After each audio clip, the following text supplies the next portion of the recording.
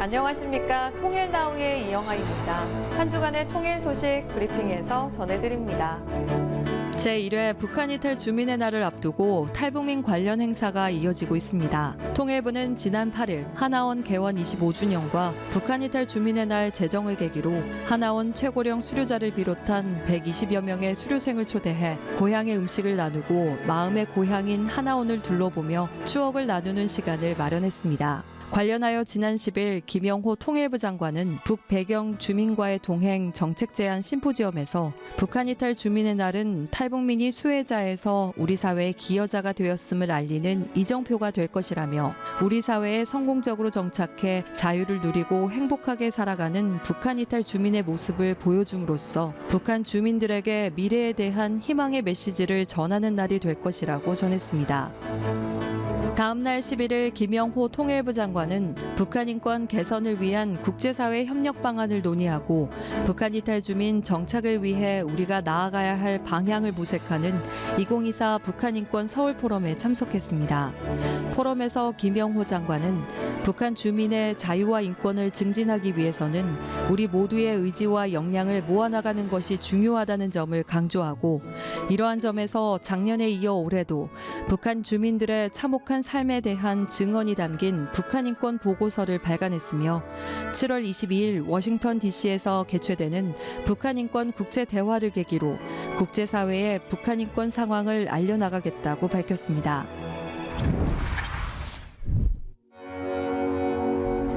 북한 이탈 주민들이 낯선 한국 사회에서 안정적으로 정착하기 위해 가장 필요한 것은 무엇일까요? 지난주에 이어 탈북민 유은지, 김정국, 김서아 씨의 한국 사회 적응기와 정착에 대한 이야기 함께 만나봅니다. 안녕하세요. 통일담담의 아나운서 조수빈입니다. 오늘도 저희가 지난해에 이어서 원전 통일, 탈북하신 세 분과 함께 여러 가지 이야기를 나누려고 합니다. 코로나19가 끝나면서 탈북을 감행하는 북한 주민들이 다시 늘었다고 합니다. 2023년을 보니까 전해보다 3배가 늘어서 196명이 탈북했는데요. 사실 중간에 코로나 때문에 탈북 행로들이 많이 끊겼었기 때문에 이게 아주 많은 숫자라고는 할 수 없지만 안전을 보장할 수 없는 루트로 탈북을 시도하거나 또 다른 나라에 체류하다가 북송되는 경우도 여전히 많다고 합니다. 이런 뉴스를 보면서 사실 참 안타깝고 같은 사람 대 사람으로서 어떡하나 막 걱정도 많이 되는데 이런 얘기들 들으면 남 얘기 같지 않으실 것 같아요. 그렇죠. 내 얘기일 수도 있었잖아요. 강제 북송만은 좀 막아야 되지 않냐 그렇게 생각을 합니다. 북송이 만약에 되면은 그냥 죽음이거든요. 국제사회가 압력을 지속적으로 가해서 중국으로 넘어온 북한 주민들을 난민으로 인정하게끔 그거는 진짜 계속 해야 된다고 생각합니다. 지난주 이제 세 분 이야기를 들어봤어요. 와서 좋았던 거, 또 어려웠던 거 다 들어봤는데 탈북 이후에 한국 사회에 정착하는 얘기를 좀 듣도록 하겠습니다. 어땠습니까? 조직에 사회에 적응하는 과정이?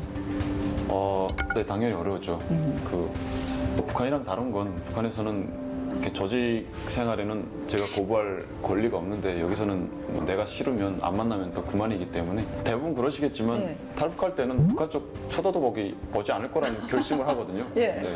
저도 유학할 때 찍었던 사진 한 수천 장 되는 거 다 버리고 왔거든요. 그런 각오로 왔는데 다시 건축 일을 하고 싶지 않았다. 그래서 건축도 쳐다도 안 봤죠. 그래서 그럼 지금 무슨 일 하세요? 여기서 영상이라고 하고 있습니다. 영상? 어떻게 바꾼 거예요, 직업을 그러면? 저는 사실 무계획으로 왔거든요. 제가 생각했던 건 뭐였냐면 어린이란 드라마가 있는데 거기서 주인공 이병헌 씨가 부두에서 하역을 하면서 햄버거를 사 먹어요. 그래서 저기는 그냥 일하면 일단 먹을 건 생기는구나. 햄버거는 먹을 수 있구나. 그래서 저도 뭐 부모님이 그렇게 대단한 집안이 아니었기 때문에 돌아가면 국가에서 가라는 곳에 가야 되거든요. 그게 싫었었고 한국에 가면 뭐 내가 이러면 내가 하고 싶은 건 하겠구나. 뭐 배는 골치 않겠구나라는 생각으로 무계획으로 왔는데 제 스토리를 들으시는 많은 분들 대부분이 정말 너는 공부해야 된다 대학 가라. 그러니까 다 그러시는 거예요. 그래서 건축 공부하기 되게 어려운데 아깝다. 근데 하기 싫어서 그냥 다른 과를 가게 됐고 근데 애초에 저는 좀 종착을 좀 더 한 다음에 공부를 시작했으면 어땠을까라는 생각이 들어요, 지금. 그러니까 내가 원해서 했던 공부가 아니었고 하도 똠이니까 너는 공부로 성공해야 되고 뭐 공무원이 되라 뭐 할 수 있다 그러니까 공부할 거였으면 뭐 거기서 유학 다 끝내고 북한에 갔겠죠. 근데 아무튼 그렇게 등 떠밀리듯 대학 갔다가 공부가 재미없었고 또 대인 관계도 저는 그렇게 재미있지 않았고 하다 보니까 그러던 와중에 제가 영상을 북한에서부터 좀 하고 싶었는데 거기서는 배울 수 있는 뭐가 없으니까 이제 프랑스에 나와서 또 한국에 와서 인터넷으로 그걸 저 혼자 막 취미로 많이 찾아보고 했단 말이에요. 어쩌다 보니까 또 취미로 하던 게 이렇게 직업으로 연결이 된 케이스인 것 같습니다. 그래서 지금에 와서 생각해 보면 뭐 우연치 않게 찾았고 또 하게 돼서 되게 만족하고 있고 다른 분들도 너무 남의 눈에 신경 쓰지 마라. 남의 말에 너무 휘둘리진 않았으면 좋겠다는 생각이 듭니다. 뭐 모두가 다 일통할 수는 없는 거니까요. 오, 굉장히 자유로운 영혼이에요. 은지 씨는 어떻게 하다가 클래식 기타를 만난 거예요? 원래 했습니까? 저는 네, 뭐 북한에서 이제 클래식 기타 어릴 때부터 쭉 원래? 했었으니까. 네. 그래서 왔을 때도 그냥 클래식 기타 하나 생각 외에 다른 거 생각해 본 적이 없어요. 아니, 저분은 북한에서 했던 거 쳐다도 보기 싫었대잖아요. 저는 그냥 음악 하나. 네. 빨리 이제 중국에 왔을 때도 빨리 가서 한국에 가서 음악 공부를 좀 제대로 더 하고 해야겠다. 싶다. 그래서 오자마자 그냥 저는 공부부터 시작을 바로 했어요. 뭐 보통 그 정착하는데 이제 돈이 없잖아요. 그러면 한 1년 반 정도 회사 생활을 하면서 돈을 모으고 그러고 이제 좀 공부를 시작하면 여유가 있어서 그게 좀 숨통이 트이거든요. 근데 돈도 없고 근데 공부 바로 시작하고 이러면은 아르바이트도 해야 되고 과제도 많고 뭐 이것저것 하다 보면 진짜 저는 하루에 4시간 이상 자본 적이 없어요. 밤을 새도 다 못 끝내고 한예종이 진짜 유명해요. 그래서 진짜 주말도 단 하루도 없었고 그렇게 이제 10년 정도 살다 보니까 친구랑 만나서 카페에서 수다 떠는 것도 어색한 거예요. 이게 해본 적이 없으니까 이게 익숙하지가 않은 거예요. 그리고 시간이 너무 아깝다 이런 생각이 들어서 수다 떠는 게 익숙지가 않아요. 북한에서 필라테스 강사를 했었을 것 같진 않고요. 직업을 어떻게 찾으신 거예요? 저는 처음에 왔을 때 진짜 너무 하고 싶은 게 많았어요. 그래서 제가 그때 생각했던 게, 와, 여기서 나는 계란 팔아도 잘 되겠다. 이쁘니까. 그냥 나라도 사겠다, 그냥.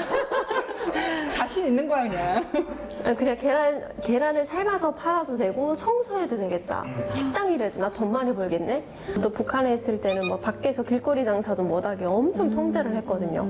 내가 가장 잘할 수 있는 게 뭘까라는 생각을 해보다가 제가 북한에서 했던 게 무용을 조금 했어요. 그래서 조금 무용이랑 관련된 거를 할 게 없을까. 무용은 진짜 하기도 싫었고. 다 북한에서 하면 다 싫어하시네. 무용은 제가 하기 싫은 거를 막 억지로 했거든요. 예. 그래서 진짜 무용은 거기다 싫고 뭐가 있을까 하다가 조금 연관되는 게 그런 필라테스라는 게 있다고 하는 거예요. 그래서 좀 필라테스 한번 해봐야 되겠다 하고 그때 이제 도전을 하게 되었어요. 그때는 막 대학도 가고 싶었고 공부도 하고 싶었는데 아이가 그때 있었어요. 그래서 아이가 있다 보니까 학교에 가서 공부를 할 수 있는 그런 여건도 안 되고 불같은 사랑을 하셨네요, 정말. 적응도 못한 상태에서. 네. 그래서 그때는 애를 어디 맡길 데도 없고 그치. 네, 그래서 근데 그 과정이 어땠어요? 쉬웠습니까? 그 과정에서 조금 말투 때문에 좀 어려웠어요. 말투? 네. 잘못 말했다가 나 탈북민인가 들키면 어떡하지? 혼자 그러고. 근데 뭐 혼자 아무리 그래도 벌써 뭐 그냥 아닙니다라고 해서 여기서부터 그냥 들켜버리고 했었거든요. 그래서 조금 말투 때문에 내가 좀 노력을 해야 되겠다 이런 생각도 하고. 자, 요것도 궁금합니다. 그 한국에서 뭐 결혼, 출산 이 과정이 어땠을까? 항상 감사한 마음으로 키우는 것 같아요. 그래서 제가 뭐 기저귀를 사용해도 내가 북한에 살았다면 이 기저귀를 사용해 봤을까 이런 생각도 하고 이제 막 분유도 골라서 막 마트 가서 사는 거 보면은 와 진짜 행복하다 이런 생각도 하고. 혹시 그런 건 없습니까? 학부모들끼리 어머 네. 서아 씨 그 누구 엄마가 북한에서 왔대 이러면서 약간 그런 건 없습니까? 네, 근데 그거를 이제 서로 이제 한국에서도 이렇게 막 그냥 물어보는 사람이 없고 예. 그리고 또 저도 막 굳이 그거를 밝히려고 하잖아요. 그래서 그냥 물어보면 말하고 네, 물어보지 않으면 그냥 넘어가는 정도라서 그렇게 막 따지고 묻는 사람은 없긴 해요. 근데 가끔 이제 언니들 만났을 때 이제 북에서 오신 언니들의 이야기를 들으면 그런 거를 초등학교, 중학교 갈 때까지도 오픈을 안 하고 있다. 그래서 그게 왜 오픈을 안 하냐라고 물어보면 그게 우리 아이가 탈북민이라고 밝혔을 때 왕따가 될까봐 무서워서 절대 밝히지 않는다. 이런 언니들도 있고 밝혀서 뭐 자존감 있는 아이로 컸으면 좋아서 그냥 밝히기도 한다. 이런 사람도 있고 제 1회입니다. 북한 이탈 주민의 날을 지정하면서 오늘 컨텐츠를 준비를 하게 됐는데 탈북민이 안정적으로 대한민국 정착하기 위해서 정부에서 이것만큼은 좀 배려해 줬으면 좋겠다. 정국 씨는 어떤 걸 제안하시겠어요? 정착에서 직업을 잡는 게 또 엄청 중요한 거 아니겠습니까? 그래서 국가에서 많이 탈북민들에게 지원을 해줬으면 좋겠다. 물론 지금도 엄청 많죠. 예. 그래도 좀 지속적으로 예. 그리고 이게 정권이 교체되더라도 그 기조가 변함없이 꾸준한 좀 도움이 필요하지 않나라는 생각이 듭니다. 이미 많은 지원이 있긴 하지만 그래도 또 심리 상담 이런 것도 있어요. 근데 또 북에서 오신 분들이 아무래도 또 북에 계시는 부모님들, 이제 가족들이 있다 보니까 외로울 것 같아요. 네, 그런 걱정도 걸, 되고. 네, 좀 심리적으로 좀 힘들어하시는 분들이 많이 계실 것 같아요. 그래서 그거를 조금 더 적극적으로 좀 도와주면 좋지 않을까 이런 생각을 하는 것 같아요. 전문적으로 전문가의 길을 걷고 있는 사람들. 저는 또 예술인이다 보니까 특히 예술인들을 좀 많이 키워줬으면 좋겠다. 왜냐하면 이제 클래식 분야가 돈이 많이 들지. 많이 들어가는 예. 것 같아요.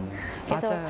혼자 와서 이제 가족 지원도 없이 혼자 뭘 하기가 너무 어렵거든요. 그 예를 들어 뭐 콩쿠르를 하나 준비를 하려고 해도 콩쿨 비용도 다 본인이 돼야 되고 1년 넘게 이제 오로지 준비를 해야 되니까 네, 이런 것도 어려움이 많죠. 자, 우리 사회 곳곳에서 다양한 활동을 하고 있는 세 분을 모셔봤는데요. 마지막으로 앞으로의 계획, 다짐도 궁금합니다. 사실 여기 나오긴 했는데 제가 정착을 뭐 그렇게 잘했다고 생각하지도 않고요. 저는 지금 갓 한국땅에 엄지발가락 하나 내려놓은 것 같거든요. 아직 붕 뜬 기분이고 제가 아직 한국 사람이라고 온전하게 느끼진 않아요. 북한에 계신 또 가족이라든가 친척 그분들을 생각하면 죄스러움도 아직 많이 남아있고 그래서 나중에 만났을 때 그동안 열심히 살았고 좀 많이 컸습니다라고 말씀드릴 수 있도록 지금 위치에서 최선을 다할 생각입니다. 네. 언제 얼마 안 되었고 진짜 어떻게 보면 신생아 같거든요.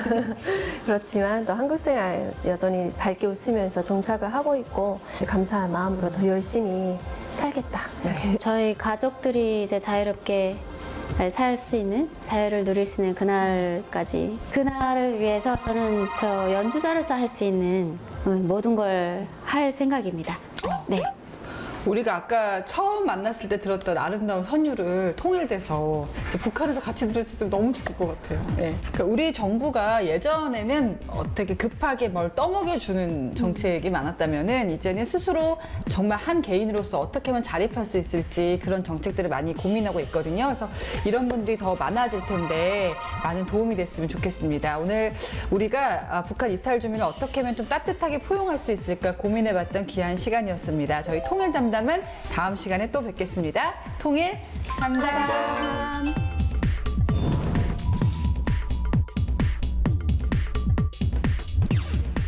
한반도 통일미래센터에서 미국의 대학생과 탈북 청소년이 함께한 창의공학 교실과 남한 청소년과 탈북 청소년이 한 팀이 되는 일일 축구 교실이 열렸는데요. 그 현장을 다녀왔습니다. 한반도의 통일은 어떤 모습일까요? 남북한 청소년들과 해외 청년들의 특별한 만남이 있었던 한반도 통일미래센터를 다녀왔습니다.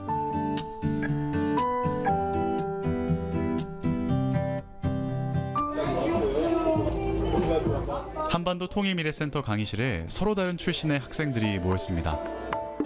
미국 머서대 학생들과 탈북 청소년 대안학교인 우리들 학교 학생들이 함께하는 캠프가 진행되고 있는데요. 머서대학교의 머서온 미션이라는 국제교류사업 프로그램과 통일체험 연수 프로그램을 결합해 진행했습니다.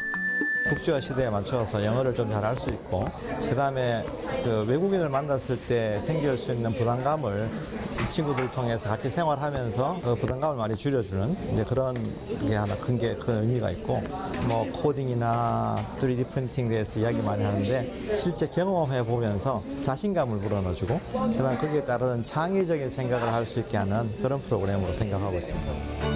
머서 대학생과 탈북 청소년들은 한조가 되어 오늘 있을 대회에 출전할 로봇을 만들어 왔는데요.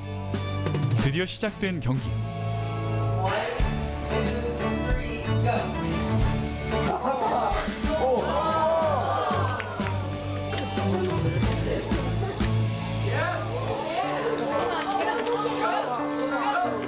I do love working with the North Korean defectors, getting to know their story, and also just being able to give them something fun to do, teach them, let them learn, and really just connect with them personally as well. 비록 남북한의 통일이 좀 지연되고 있지만 또 자유를 향해서 오신 그분들의 자녀들이 대신해서 이렇게 미국 학생들과 함께 남북한 통합 또 전 세계와 통합을 이루는 좋은 또 의미가 있는 것 같습니다. 6월의 마지막 주 토요일, 남북한 청소년이 축구로 소통하는 시간이 마련됐습니다. 탈북 청소년 대안학교인 하늘꿈 중고등학교 중학생들과 연천군 지역 중학생들이 함께했는데요. 새로운 친구들이랑 같이 경기하는 게 기대됩니다. 이번 경기는 7월 14일로 지정된 제1회 북한 이탈 주민의 날과 센터의 축구장 재개장을 함께 축하하며 열린 행사입니다. 남북한 축구 코치와 감독이 지도하는 축구 수업도 열렸는데요. 왔죠? 왔으면 저 사이 보이죠? 여기 안에서 터치해봐요. 아웃 안 돼요. 여기 나가 터치해봐요. 이러면 아웃이에요. 그러니까 보세요. 자, 가는 차 가다가 이렇게 통과하면 돼. 탈북 청소년과 남한 청소년들이 혼합팀을 이루고 친선 경기를 치릅니다. 빨간색 조끼는 통일팀, 노란색 조끼는 미래팀입니다. 이날은 승부보다 남북 청소년들이 팀워크를 맞춰가는 과정에 중점을 두었습니다.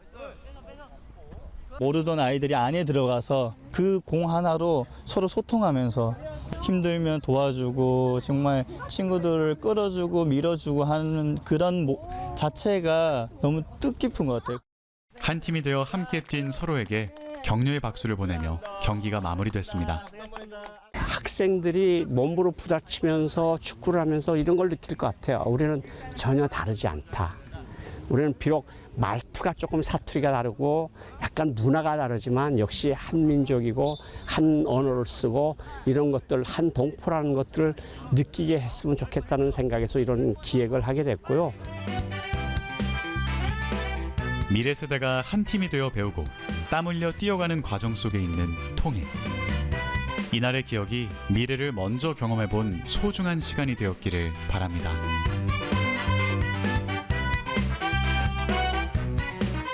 이상으로 통일 나우를 마칩니다. 시청해주신 여러분 고맙습니다.